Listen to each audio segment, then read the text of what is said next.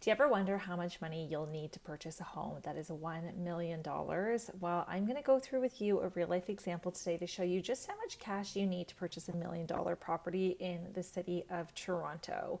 What do the closing costs look like, and what is the down payment that is required? Hi, my name is Larissa, and I'm a real estate agent located in the city of Toronto. I specialize in helping first-time home buyers get into the market, and I help investors find properties that people actually want to live in. Today, I want to go through this real-life example with you of how much cash you're going to need to purchase $1 million property. And I should start this video by saying that not everybody's going to have the budget for $1 million. However, we are sitting at an average price right now in Toronto of just over 1.1, so it is a somewhat realistic example. But just keep in mind there are options at $500,000, $1 million, $2 million, and so on and so forth. So no stress if this doesn't fall in your price point, but it is interesting to look at from just a cash flow perspective in terms of planning for the future. So let's jump into this example today. I'm going to pull up my really handy rate hub calculator. And I think this one is great because it gives you all the information that you need, but it doesn't make it too complex either. So in today's example, we're looking at purchasing a home for $1 million. Now, one thing I think that's important to note is when you buy a home for $1 million in Toronto, in the GTA, you do need to put 20% down, okay?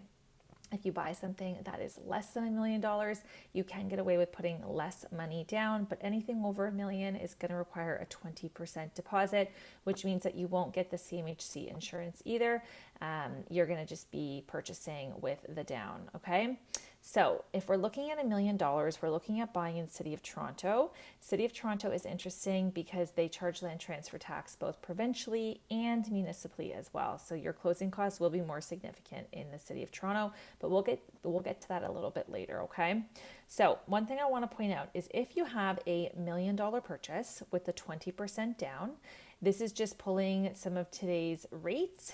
I want to show you that depending on how much down payment you put, so if you look at this top line here, it's going to impact how much of a mortgage you're going to need, and therefore it's going to impact your monthly mortgage amount. So some people are happy to put 20% down. However, others, if they have the funds available, like to put a more significant amount down and take out a smaller mortgage, especially with today's interest rates, because they want to get that lesser monthly mortgage payment so they can help with budget and cash flow. So if we look at this chart here, you'll see if you look at $200,000, your mortgage payment based on the rate of 5.19 is going to be about $47.40 a month, okay, to carry that mortgage. Whereas if you put down $350,000, which is now looking at a 35% down payment, your monthly mortgage goes from $4,700 and drops to $38.51 per month. So you kind of see that the more you put down, the more it's going to impact your mortgage on a monthly basis in a positive way. So something to keep in mind, even not even at $1 million, but just even at a lesser price point. Basically, the more you put down, the less you're going to pay on a monthly basis. Okay. So if you are going to put 20% down, that is $200,000. So if you're purchasing for $1 million, your down payment has to be $200,000 and no less. Okay, so that is obviously your down payment is your largest contribution towards purchasing $1 million home in terms of cash flow.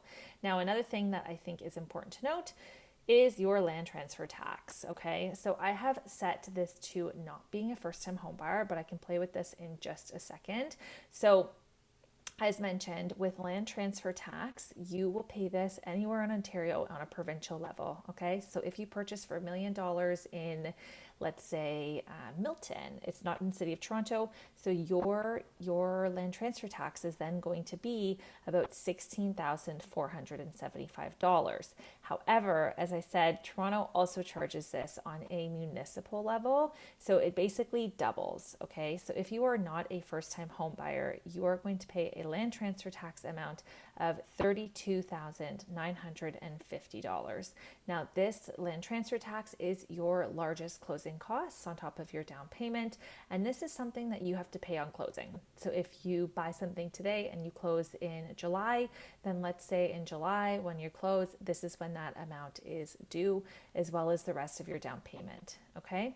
So that is if you are not a first-time home buyer. But if you are a first-time home buyer, you can just simply toggle this, and you can see here that if you are a first-time home buyer, you are now looking at a rebate of $8,500. And that's going to put you at a land transfer tax now of about 25,000, 24,475. Okay, so if you're a first-time home buyer, you can take that into account. If you're purchasing with somebody who is not a first-time home buyer, but you are, then you only get some of the rebate. So this is something that is a closing cost you definitely want to chat with your lawyer about, but it is your most significant closing costs. The other thing that you want to take into account is you will need to hire a lawyer, okay, to help with closing. Now, lawyers can really vary in prices, but I have found most lawyers that are affordable and still do a great job are coming in around $1,500 to $2,000.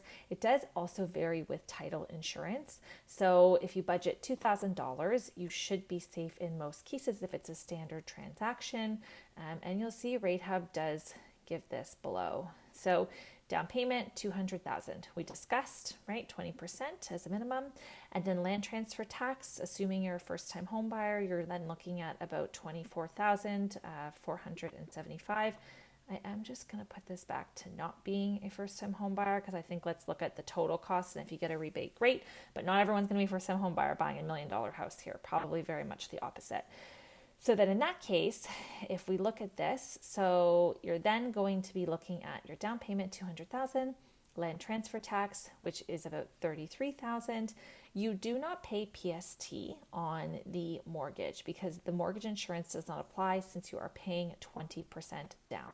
If you are looking to purchase a property for less than $1 million and you put less than 20% down, then you do pay PST on the mortgage insurance at closing. It's usually not very much, a couple $1,000s, but something to keep in mind. And then lawyer fees, as I just mentioned, it's about $2,000. Title insurance, they've separated here, but most cases the $2,000 will also include your title insurance. And then home inspection really varies. Sometimes the home inspection is provided for you, so it's not always a fee that you have to pay. Same with the appraisal fees, okay? So they're saying all in all, you're gonna need $236,650 to purchase a property that is $1 million in the city of Toronto. My best guess is that you are going to pay your $200,000 down payment, your land transfer tax, which is about $33,000, and then your lawyer fees. So I would say you're probably sitting closer to about $235,000, $236,000, which is actually quite similar to what they put here. So all in all, this is what you're looking at for $1 million. I'm curious to see if this is a surprise to you, if this is something that seems relatively doable or unattainable. Maybe next time I'll do a video on a lesser price point just to give people an idea of what a real first-time buyer will be looking at as well. But I do think this is helpful just to get the kind of wheels turning in terms of how much you need to save if you are looking to purchase for $1 million in the city of Toronto. If this video has been helpful for you, I would absolutely love if you would subscribe to my channel or click the like button below. I do aim to give educational videos to first-time home buyers and other people who are just interested in Toronto real estate. So if you have any topics you would like me to cover, you can share that in the comments with me, and you can just simply follow along for more tips and tricks and interesting videos like this one.